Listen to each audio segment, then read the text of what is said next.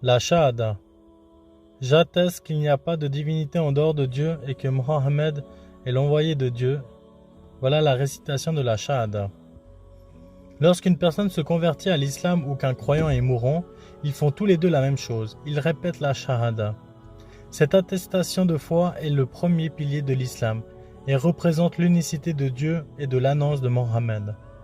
Également appelée profession de foi, la Shahada est une phrase qui atteste qu'il n'y a d'autre Dieu qu'Allah et que Mohammed est son dernier des messagers et est le fondement sur lequel la religion de l'islam se base.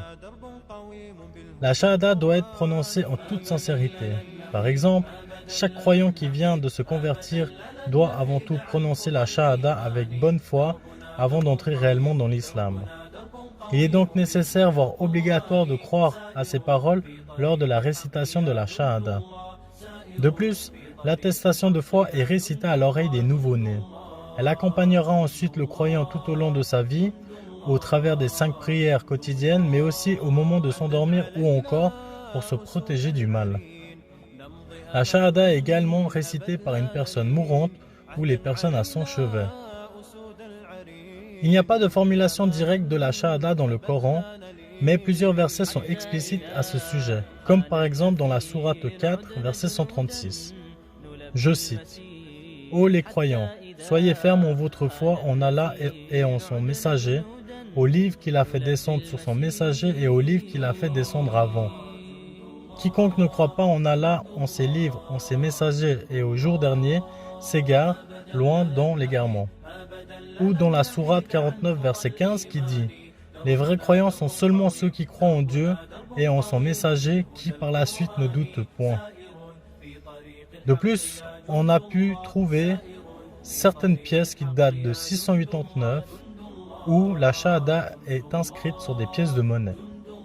D'après Stefan Hedman, orientaliste allemand, a repéré une pièce de monnaie datant de 689 et portant les 2 parties de la Shahada. Ces 2 propositions sont encore séparées, une face avec la Shahada théocentrée et la seconde avec la mention de Mohammed, messager de Dieu. La première Shahada complète serait une monnaie de 691 inscrite en langue perse et écriture pahlavi.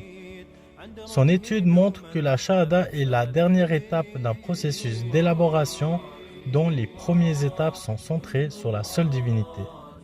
Je termine mes explications avec la récitation de la Shahada en arabe. أشهد أن لا إله إلا الله